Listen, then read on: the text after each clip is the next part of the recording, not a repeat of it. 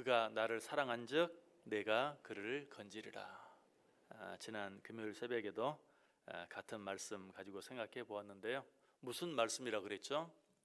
네가 나를 사랑하기만 하면 나도 너를 사랑하고 네가 어떤 어려운 가운데 있든지 그 가운데서 내가 너를 지켜주고 보호해주고 건전해주겠다라는 말씀이라고 그랬어요. 그런데 언뜻 생각하면 하나님의 사랑이 굉장히 조건적인 것처럼 들릴 수 있어요. 네가 나를 사랑하면 이라는 그런 조건이 붙어 있기 때문에.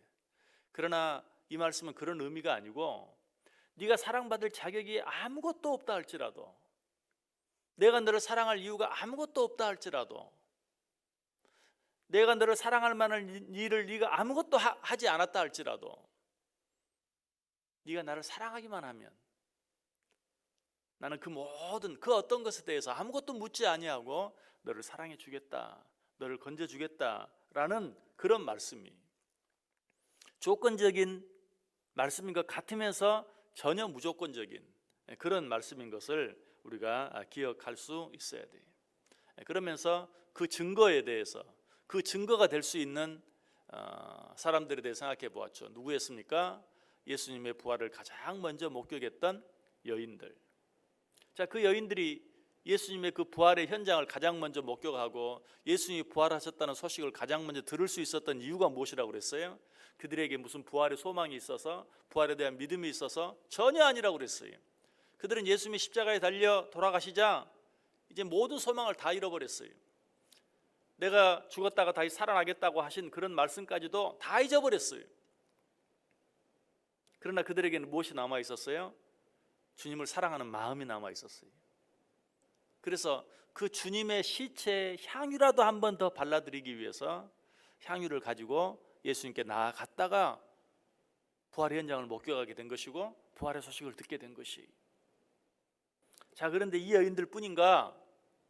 아니, 전혀 사랑받을 만한 자격이 없음에도 불구하고, 그러나 주님을 향한 사랑 때문에 또 놀라운 은혜와 축복을 받은 또 한 사람이 있어요.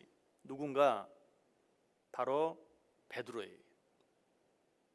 베드로에게는 그런 사랑, 그런 은혜, 그런 축복을 받을 만한 자격이 있지 않을까? 천만의 말씀이. 베드로는 어떻게 했습니까? 예수님을 3번이나 부인했어요.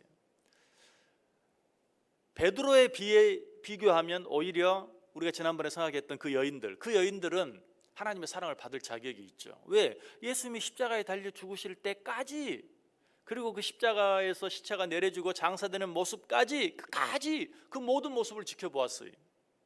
그러나 베드로는 아니, 나는 예수를 모른다, 아예 부인하고 예수님을 떠나가 버렸어요. 예수님을 버린 거죠.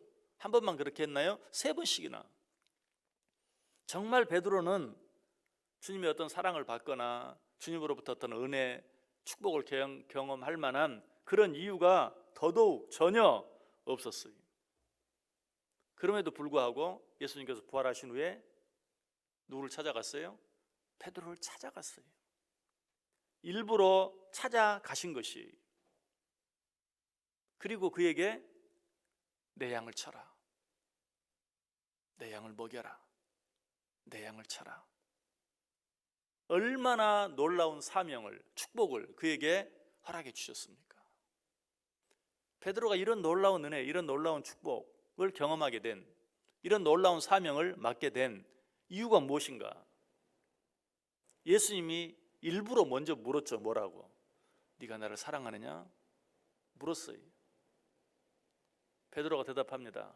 내가 주를 사랑하나이다.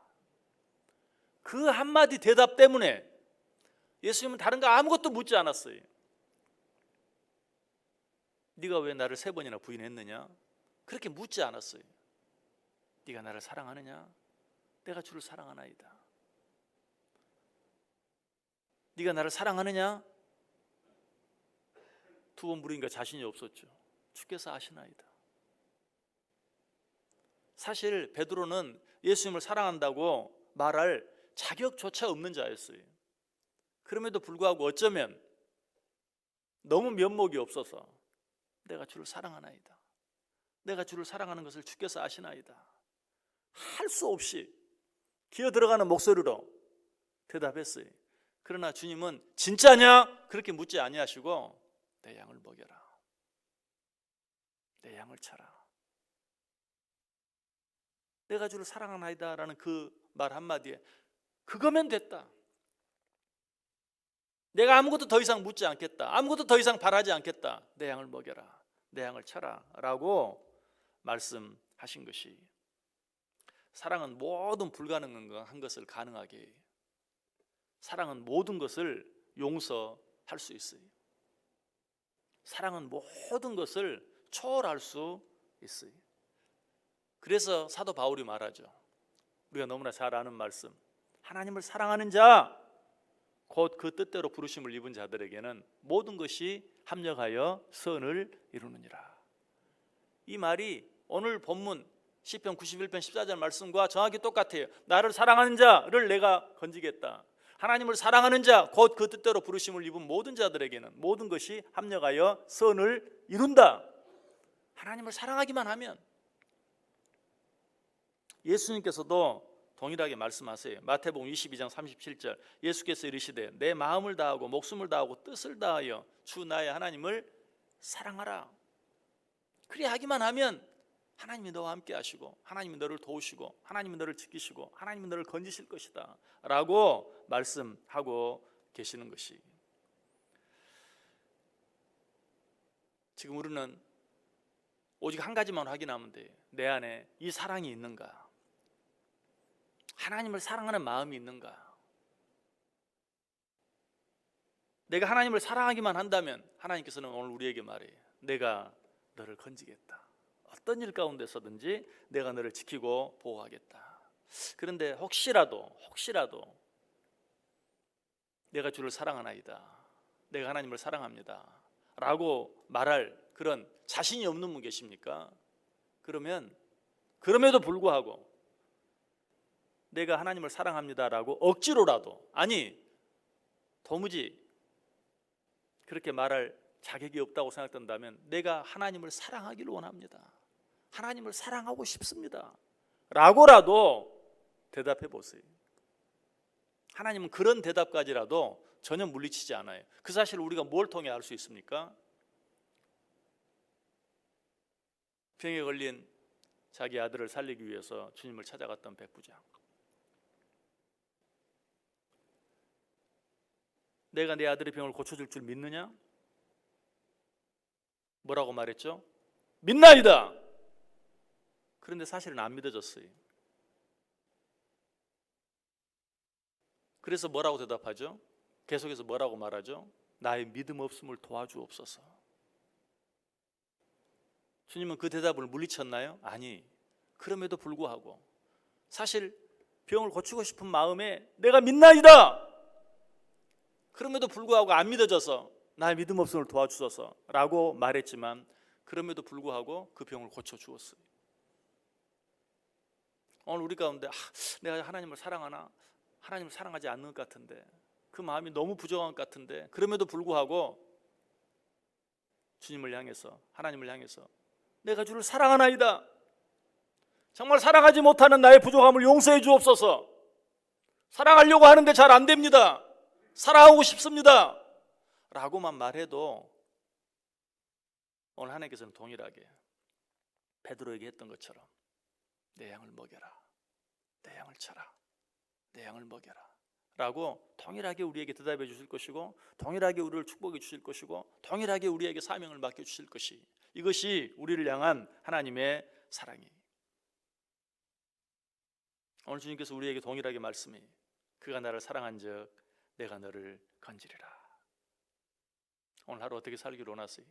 이 하나님을 사랑하면서 사세요. 다른 거 다 접어두고, 내가 뭐 이럴 자격이 있는가, 저럴 자격이 있는가, 하나님의 은혜를, 축복을, 사랑을 받을 자격이 있는가, 아무것도 생각하지 말고 오직 하나님 한 분만을 사랑하기 위해서. 그것이 그렇게 쉽게 되지 않는다면 내가 주님을 사랑하고 싶다고, 내가 주님을 사랑하기를 원한다고 고백해 보세요. 사람과 사람 사이에도 그것이 말뿐인 줄 알면서도 내가 사랑해 라고 말하면 마음이 풀어져요. 말뿐인 줄 알면서, 억지로 하는 말인 줄 알아도 내가 사랑해 라고 말하면 그 마음이 녹아지고 풀어져요. 하물며 하나님과 우리 사이에 내가 좀 부족하다 할지라도 하나님, 내가 하나님 사랑해요. 하나님, 잘하지는 못하지만 그래도 내가 하나님 사랑하려고 노력해요. 하나님, 내가 하나님 정말 사랑하고 싶어요. 하나님 정말 사랑할 수 있게 해주세요 라고만 말해도 하나님은 오늘 우리와 함께 해주실 것이, 하나님 우리를 사랑해 주실 것이, 하나님 우리를 건져 주실 것이, 이 놀라운 은혜와 사랑을 오늘 하루도 우리가 받아 누리며 살아가는 복된 하루 되시기를 주님의 이름으로 간절히 축원합니다. 기도하겠습니다. 하나님,